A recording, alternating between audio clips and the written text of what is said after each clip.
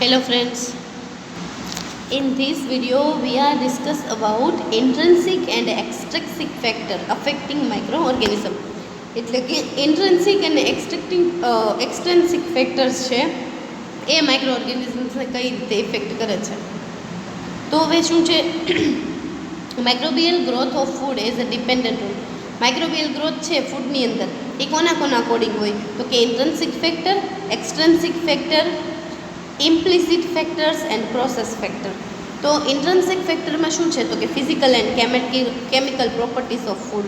ઇન્ટ્રિન્સિક factor તમે કોને કહો, તો કે ફૂડની ફિઝિકલ અને કેમિકલ પ્રોપર્ટીને.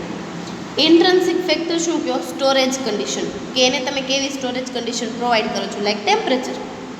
ઇમ્પલ્સિક ફેક્ટર શું છે, તો કે physiological property of microorganisms. And process ફેક્ટરમાં હીટિંગ એન્ડ કટિંગ.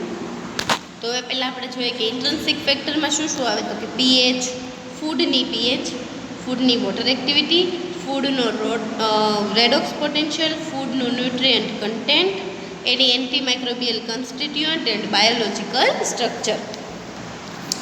તો એમાં પહેલું આપણે જોઈએ પીએચ. એને કહેવામાં આવે છે hydrogen ion concentration. Even microorganism has a maximum and optimal pH for group. આપણને ખબર જ છે કે માઇક્રોઓર્ગેનિઝમને ગ્રો થવા માટે ઓપ્ટિમમ કે મેક્સિમમ પીએચ હોય છે. In general yeast and mould are more acid tolerant than bacteria. Yeast અને મોલ્ડ છે એ મોર એસિડ ટોલરન્ટ છે બેક્ટેરિયા કરતાં. Inherent pH of food varies although must neutral and acidic. PH છે ફૂડની ઘણી અલગ અલગ હોય છે, અમુક ન્યુટ્રલ હોય, એસિડિક હોય. Food with a low pH value below 4.5 are not readily spoiled by bacteria but more susceptible to spoilage by yeast and mold. એવો ફૂડ કે જેની પીએચ છે એ 4.5 કરતાં ઓછી છે, એ બેક્ટેરિયાથી તો સ્પોઇલ નથી થતા, પણ ઈસ્ટ અને મોલ્ડથી સ્પોઇલ થઈ શકે છે. આ એનો આખો ચાર્ટ આપ્યો છે પીએચ પ્રમાણે, કે ફ્રેશ ફૂડ અને ફ્રેશ વેજીટેબલ્સની પીએચ કેટલી હોય છે. A food with inherently low pH would therefore tend to more stable microbially than a neutral food. Food છે એની લો પીએચ હશે તો એ ન્યુટ્રલ ફૂડ કરતાં વધારે સારું રહી શકે છે. The excellent keeping quality of soft drink, fermented milk, soaked, pickled is due to their respective pH. Some food have a low pH because of inherent acidity. ઘણાની પીએચ છે એ લો જ હોવાની, કેમ કે એ બને છે જ લો પીએચ સાથે. Fermented product have a low pH because of development acidity from the accumulation of lactic acid during fermentation. Fermented product છે એ બધાની પીએચ લો હોવાની, કેમ કે એનું જ્યારે ફર્મેન્ટેશન થતું હોય છે ત્યારે શું થાય છે, તો કે લેક્ટિક એસિડનું પ્રોડક્શન થાય છે, જેના લીધે ઓટોમેટિકલી એ કેવી હોવાની, તો કે એસિડિક જ હોય છે. Mold can grow over a wide range of pH value than most yeast and bacteria. Most fermentative yeast are favored by pH about 4 to 4.5. Mould છે એ પીએચની વાઇડ રેન્જમાં ગ્રો થઈ શકે છે ઈસ્ટ અને બેક્ટેરિયા કરતાં, પણ ઈસ્ટ છે એ જનરલી કેટલી, તો કે 4 થી 4.5 પીએચની અંદર ગ્રો થાય છે અથવા તો ફર્મેન્ટેડમાં યુઝ થતા હોય છે. Film of yeast grow well on acid food such as soaked and pickle. સોકટ અને પિકલની અંદર એ વધારે સારા ગ્રો થઈ શકે છે ઈસ્ટ. સેકન્ડ છે moisture requirement, the concept of water activity. Microorganism have an absolute demand for water. Without water, no growth can occur. The strict amount of water needed for growth. માઇક્રોઓર્ગેનિઝમ છે water વગર grow થઈ શકતા નથી, પણ એની water requirement છે અલગ અલગ હોય છે બધાની. એ વોટર એક્ટિવિટી પ્રમાણે કામ કરે છે. Water activity for pure water would be 1 and for a 1 molar solution of ideal solute. 1 molar solution છે એ આઈડિયલ સોલ્યુશન છે વોટર એક્ટિવિટી માટે. AW છે એ 0.9823 છે. AW would be in equilibrium with relative humidity. AW मतलब water activity. એ relative હ્યુમિડિટીની પ્રમાણે જ હોય છે, કે રિલેટિવ હ્યુમિડિટી કેટલી છે એટમોસ્ફિયરની એના અકોર્ડિંગ જ હોય છે. Not only water is tied with a solute, but water tend to leave the microbial cell by osmosis if there are higher concentration of solute. આપણને ખબર જ છે કે જે બાજુ હાયર કન્સન્ટ્રેશન હશે એ બાજુની વોટર એક્ટિવિટી વધારે, મતલબ ઓસ્મોસિસ, વોટર ઓસ્મોસિસ જે થાય છે માઇક્રોબિયલ સેલનું, એ જ એની વોટર એક્ટિવિટી છે.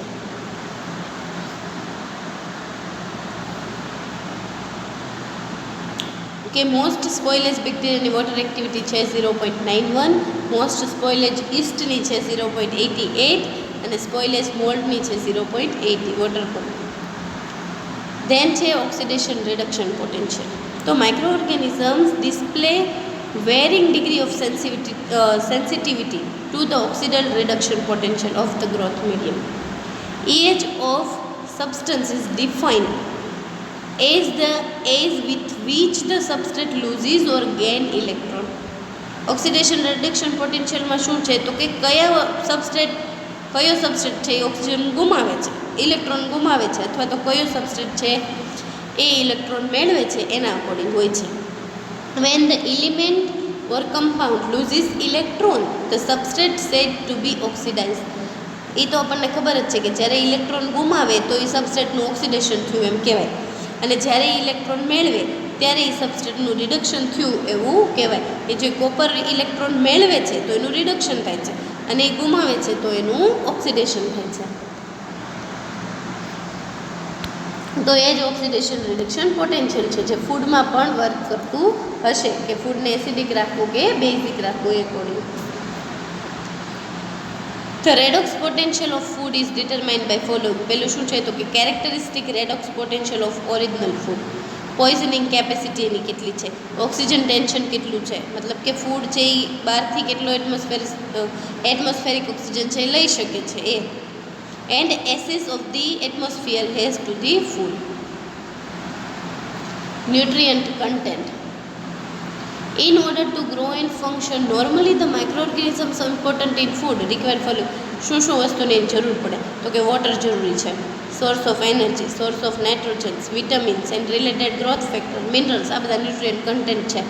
આ આપણે શેમાં જોઈ ગયા તો કે food as a substrate of માઇક્રો ઓર્ગેનિઝમ્સની અંદર જોઈ લીધું છે. એ આપણને ખબર જ છે કે source of energy, food Born micro organism May utilise sugar, alcohol and amino acid. અમુક ઓર્ગેનિઝમ્સ એવા પણ છે જે કાર્બોહાઈડ્રેટ કે સ્ટાર્ચ છે, સેલ્યુલોઝ છે, આ બધાને યુટિલાઇઝ કરી શકે છે એનર્જી માટે, અને એને સિમ્પલ શુગરની અંદર ચેન્જ કરી દેતા હોય છે.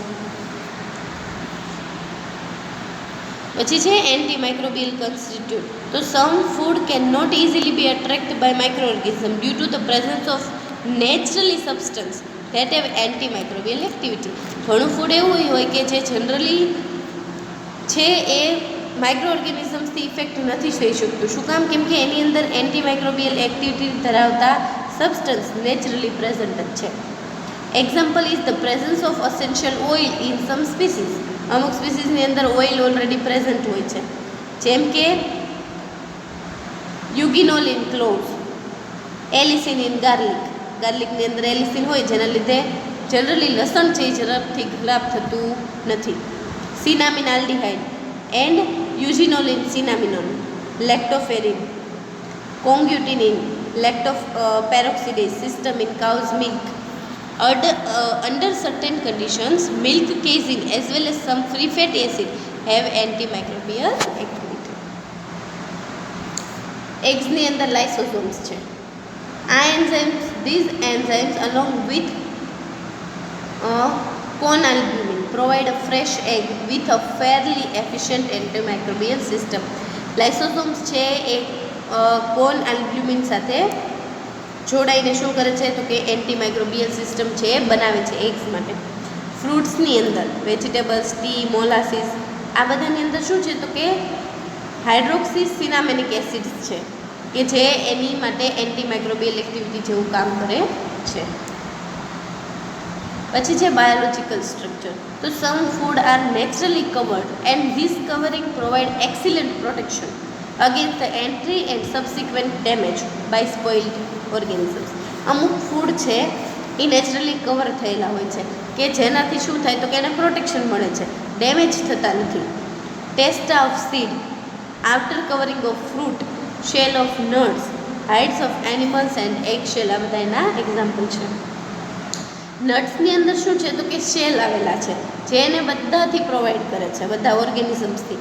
But once cracked, nut meats are subjected to spoiled by mould. પણ જો એકવાર ક્રેક થઈ જાય તો મોલ્ડનું ઇન્ફેક્શન એને ખૂબ વધારે લાગી જાય છે. એવી જ રીતે એગ છે એ શેલ અને મેમ્બ્રેનથી બનેલું હોય છે, કે જેનાથી માઇક્રો ઓર્ગેનિઝમ્સ છે એની એન્ટ્રી નથી થતી. When store under the proper condition of humidity and temperature, આ એગને સારી હ્યુમિડિટી અને ટેમ્પરેચર પ્રોવાઈડ કરવામાં આવે તો એ સારા રહી શકે છે. ફ્રૂટ્સ અને વેજીટેબલ્સ છે with a damage covering undergo spoilage faster than not damage. Not damage થયેલા હોય, મતલબ જે તૂટેલા નથી અથવા તો જેની સ્કિન છે એ થોડી પણ તૂટેલી નથી, એવા ફ્રૂટ્સ ને વેજીટેબલ્સ છે એ સારા રહી શકે છે કમ્પેર ટુ જે ડેમેજ થયેલા છે એ ફ્રૂટ્સ અને વેજીટેબલ. સેમ ફિશ અને મીટ છે એ પણ કવર થયેલા હોય છે. જ્યાં સુધી કવર થયેલા છે ત્યાં સુધી એને કાંઈ થતું નથી, મતલબ કે સ્પોઇલ થતા નથી. પણ એકવાર તમે એને કટ કરો છો તો એની સરફેસ છે એ ડાયરેક્ટ એટમોસ્ફિયરના સંપર્કમાં આવી જાય છે, કોન્ટેક્ટમાં આવી જાય છે, તો શું થશે તો કે હવે એના ચાન્સીસ કન્ટામિનેટ થવાના ચાન્સીસ છે એ વધી જશે. અત્યારે આપણે જોયા ઇન્ટ્રેન્સિક પેરામીટર્સ. તો ઇન્ટ્રેન્સિક પેરામીટર્સમાં આપણે કઈ કઈ વસ્તુ જોઈ તો કે એમાં આપણે જોયું biological structure, antimicrobial constituent, nutrient content, oxidation reduction potential, water activity મતલબ કે moisture, and hydrogen ion concentration એટલે કે pH. ઇન્ટ્રેન્સિક ફેક્ટર જોયા. હવે આપણે જોઈએ extrinsic parameters. Extrinsic parameters. These are the property of storage environment that affect both the food and microorganisms. આ parameter એવા છે કે ફૂડ અને માઇક્રોઓર્ગેનિઝમ્સ બંનેને ઇફેક્ટ કરે છે. એનો છે ટેમ્પરેચર ઓફ સ્ટોરેજ. તમે જે ફૂડને સ્ટોર કરો છો એનું ટેમ્પરેચર કેટલું છે, એન્વાયરમેન્ટની રિલેટિવ હ્યુમિડિટી કેટલી છે, ગેસ કેટલો પ્રેઝન્ટ છે અને આ ગેસનું કોન્સન્ટ્રેશન કેટલું છે, અને માઇક્રો ઓર્ગેનિઝમ્સ કેટલા પ્રેઝન્ટ છે અને એની એક્ટિવિટી શું છે. આ બધા ઇન્ટ્રિન્સિક પેરામીટર્સ છે. એમાં ફર્સ્ટ જોઈએ આપણે ટેમ્પરેચર. તો ટેમ્પરેચર છે એ ખૂબ ઇફેક્ટ કરતું હોય છે ઓર્ગેનિઝમના સ્ટોર માટે. તો આપણને ખબર છે 3 ટાઈપના ઓર્ગેનિઝમ્સ હોય છે જે ટેમ્પરેચર અકોર્ડિંગ હોય, ડિફરન્ટ ગ્રુપ્સ, સાયક્રોફિલિક, મેઝોફિલિક્સ એન્ડ થર્મોફિલિક્સ. તો આ ત્રણેયનો ડિફરન્સ આપણને ખબર છે કે એવા ઓર્ગેનિઝમ્સ જે 7 ડિગ્રીથી નીચે ગ્રો થતા હોય એ બધા કેવા છે તો કે સાયક્રોફિલિક્સ છે. મેઝોફિલિક તો કે 20 થી 45 ડિગ્રી સુધી રહી શકે છે, એ બધા મેઝોફિલિક છે. અને 45 ટુ અબોવ, 65 થી અબોવ એ બધા છે થર્મોફિલિક. તો સાયક્રોફિલિક બેક્ટેરિયા છે એ મોસ્ટલી છે સ્યુડોમોનાસ અને એન્ટ્રોકોકસ, જે ફૂડની અંદર કોમનલી પ્રેઝન્ટ હોય છે. આ ઓર્ગેનિઝમ્સ છે, this organisms grow well at refrigerator temperature. Refrigerator ટેમ્પરેચરમાં પણ એ ગ્રો થઈ શકે, કેમ કે જનરલી આપણે રેફ્રિજરેટરને 4 to 5 ડિગ્રી ટેમ્પરેચર આપતા હોઈએ છીએ, હોય છે એટલું જનરલી. તો મીટ છે, પોલ્ટ્રી છે, એગ છે અથવા બધું બીજું ફૂડ જે આપણે રેફ્રિજરેટરની અંદર રાખેલું છે આ બધું જ છે એમાં ઇઝીલી કન્ટેમિનેશન લાગી શકે છે સ્યુડોમોનાસ અને એન્ટ્રોકોકસનું. Thermophilic bacteria important in food belong to the genera Bacillus and Clostridium. Bacillus અને ક્લોસ્ટ્રિડિયમ સ્પીસીસનું ઇન્ફેક્શન લાગે. Although few species of genera are thermophilic, they are a great important in canning factory. Canning industry શું છે તો કે આપણે જે can બનાવીએ છીએ, સોડાના ને એના કેન બનેલા હોય, આપણે કોકના ને એના કેન પીતા હોઈએ છીએ, આ કેનિંગ ઇન્ડસ્ટ્રીની વાત થઈ છે. અથવા તો કેન જેની અંદર ફૂડ ભરે છે, લિક્વિડ ફોર્મમાં પણ હોઈ શકે, સોલિડ ફોર્મમાં પણ હોઈ શકે, પણ કેન ટીન જેને આપણે કહીએ છીએ ને કેનિંગ ઇન્ડસ્ટ્રીમાં. મોલ્ડ છે એની ગ્રો થવા માટેની ટેમ્પરેચરની વેરિએબિલિટી ખૂબ અલગ અલગ છે. એ રેફ્રિજરેટરમાં પણ ગ્રો થઈ શકે છે, એ બહાર પણ ગ્રો થઈ શકે છે. ઈસ્ટ છે એ પણ સાયક્રોફિલિક પણ હોઈ શકે અને મેઝોફિલિક પણ હોઈ શકે, બંને કન્ડિશનમાં. એ ખાલી થર્મોફિલિક રેન્જની અંદર ગ્રો થઈ શકતા નથી. Temperature of storage is a most important parameter that affect the spoilage of highly perishable food. Then છે RH, relative humidity of environment.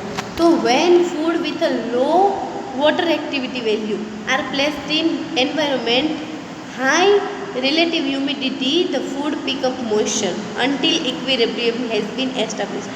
શું થાય તો કે વોટર એક્ટિવિટી વધારે છે એટલે શું થવાનું તો કે એન્વાયરમેન્ટની રિલેટિવ હ્યુમિડિટી સાથે ફૂડ છે એને વધારે મોઇશ્ચર મળશે. વોટર ઓલરેડી એની વોટર વેલ્યુ છે વધારે છે તો એ શું કરશે તો કે જે હ્યુમિડિટી છે, મોઇશ્ચર છે એ વધારે અપટેક કરવા લાગશે. Likewise food with a high water activity lose moisture when should bear in mind that there is a relationship between RH and temperature. The higher the temperature, lower the RH. vice versa માં કામ કરે. જો temperature high હશે તો relative humidity ઓછી, સીધી વાત છે ને, કેમ કે શું થશે, વોટર છે એ ઇવોપરેટ થઈ જવાનું શરૂ કરશે એટલે વોટર એક્ટિવિટી ઓટોમેટિકલી ફ્રૂટની કે વેજીટેબલની કે કોઈ પણ ફૂડની ઘટવા લાગશે. અને જો રિલેટિવ હ્યુમિડિટી વધારે છે તો ટેમ્પરેચર કેવું છે, લો છે, કેમ કે જ્યારે ટેમ્પરેચર લો છે ત્યારે વોટર ઇવોપરેટ ઓછું થશે, એના લીધે રિલેટિવ હ્યુમિડિટી છે એ વધારે રહેવાની. Food that અંડરગો surface spoilage from mold, yeast and certain bacteria with store under condition of low relative humidity. જ્યારે RH લો હશે ને તો બધાને ઓર્ગેનિઝમ, યીસ્ટ હોય, મોલ્ડ હોય કે અમુક બેક્ટેરિયા હોય, આ બધાને RH લેવલ જ્યારે ઓછું હોય ને ત્યારે ગ્રો થવાની ખૂબ મજા આવે, કેમ કે એને જેવી કન્ડિશન જોઈએ છે એવી જ કન્ડિશન છે. Improperly wrapped meat such as whole chickens and beef cut tends to suffer from spoilage in refrigerator. શું થાય તો કે ઇમ્પ્રોપરલી રેપ્ડ કરેલા છે એની સરફેસ છે એ ઓર્ગેનિઝમ્સના કોન્ટેક્ટમાં આવવાની એટલે ઓબ્વિયસ છે સ્પોઇલ થવાનું સ્ટાર્ટ થઈ જવાનું. This is due to high relative humidity of the refrigerator. રેફ્રિજરેટરની અંદર મોઇશ્ચર ખૂબ વધારે હોવાનું, આના લીધે સ્પોઇલ છે એ ખૂબ ઝડપથી થશે. Fact that meat spoil organisms are aerobic in nature. મીટને સ્પોઇલ કરતા ઓર્ગેનિઝમ્સ છે બધા એરોબિક હોવાના જે રેફ્રિજરેટરમાં ઓલરેડી પ્રેઝન્ટ છે. Then presence of concentration of gas in environment. એન્વાયરમેન્ટની અંદર ગેસ કયા છે, કંટ્રોલ્ડ એટમોસ્ફિયર, મોડિફાઈંગ એટમોસ્ફિયર. આમાં શું કરેલું હોય તો કે જેમાં એને સ્ટોર કરી રાખેલા છે એ એટમોસ્ફિયરને કંટ્રોલ કરેલું છે, મતલબ કે મોડિફાઈંગ બનાવેલું છે. This is a atmosphere containing increase amount of CO2. CO2નું લેવલ વધારી દેવામાં આવે છે. Applied from mechanical source by use of solid CO2. CO2નું લેવલ હાઈ કરી દેવામાં આવે. Modifying atmosphere applied in storage of fruit, example તરીકે apples and pears. CO2 retard fungal rotting of fruit.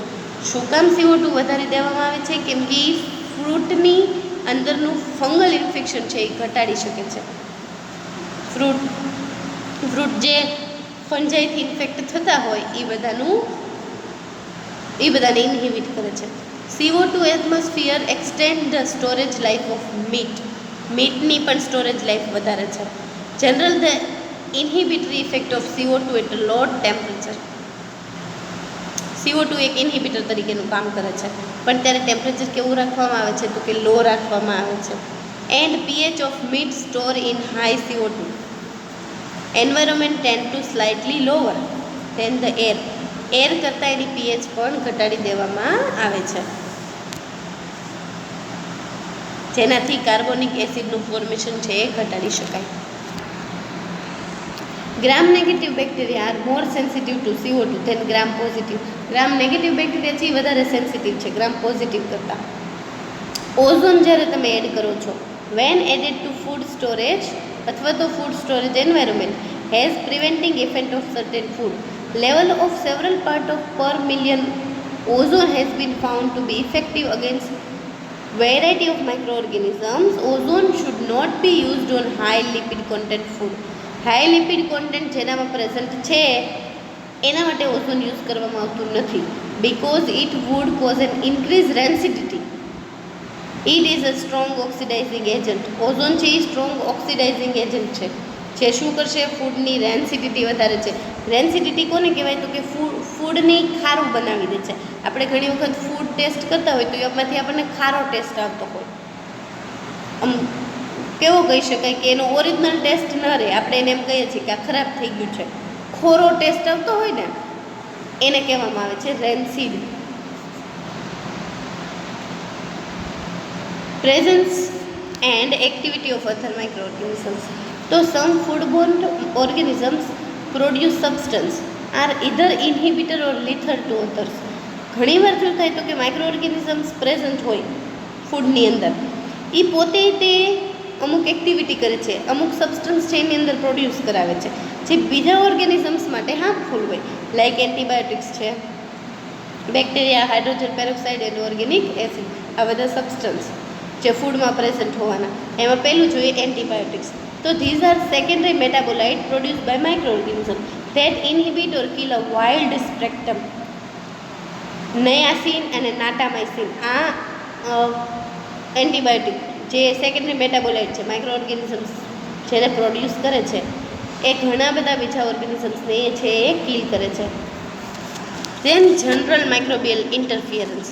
તો refer to a general non-specific inhibitor or destruction of one microorganisms by other microorganisms of the same habitat or environment. એટલે શું થાય તો કે એક micro organisms છે એ બીજા micro ઓર્ગેનિઝમ્સને grow થવા દેશે નહીં, એને શું કરશે તો કે ઇન્હિબિટ કરશે, એને કહેવાય ઇન્ટરફિયરન્સ, એકબીજાને ગ્રો થવા દેશે નહીં. પછી છે lactic એન્ટાગોનિઝમ. This is a specific example of microbial interference phenomenon of a lactic acid bacterium inhibiting or killing closely related food poisoning or food spoilage organisms when in mixed culture.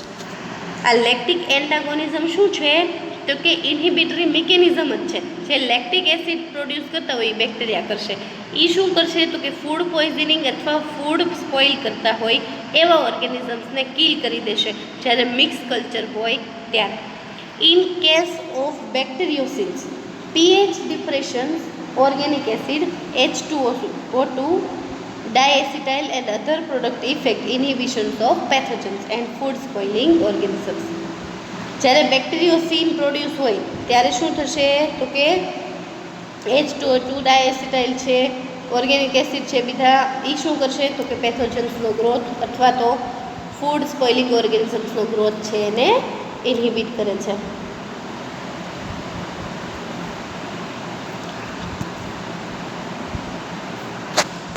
Hurdle concept. આ શું છે તો કે combine intrinsic and extrinsic parameter.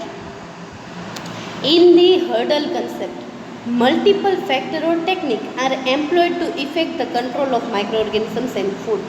Hurdle concept શું છે તો કે એવી બધી ટેકનિક્સ અને ફેક્ટર્સ બનાવે છે કે જેનાથી માઇક્રો ઓર્ગેનિઝમને કંટ્રોલ કરી શકાય.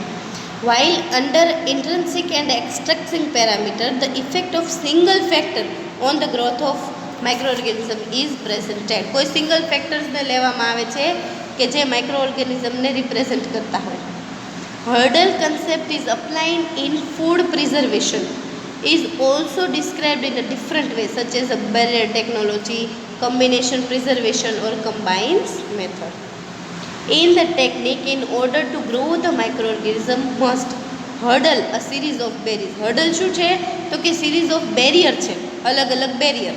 Large number of factors are known can be applied to a food system as a hurdle.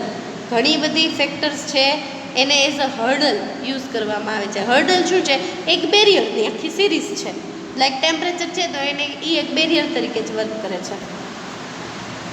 Example આપ્યું છે તો કે in preventing germination of spore of photolytic or a group 1 strain of Clostridium botulinum along the intrinsic and extrinsic parameter there are known as a follow.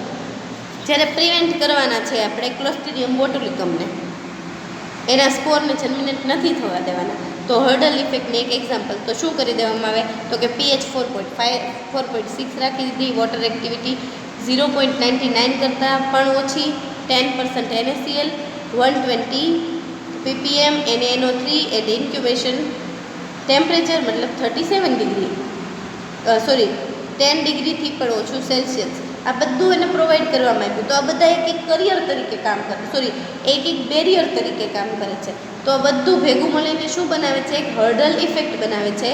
એટલે કે ઇન્સ્ટન્સિક અને એન્ટ્રન્સિક બંને ફેક્ટરને use કર્યા છે, જેનાથી ઓર્ગેનિઝમ્સને પ્રિવેન્ટ કરી શકાય. તો આ વિડીયોમાં આપણે શું જોયું? તો કે intrinsic and extrinsic factors of micro organisms.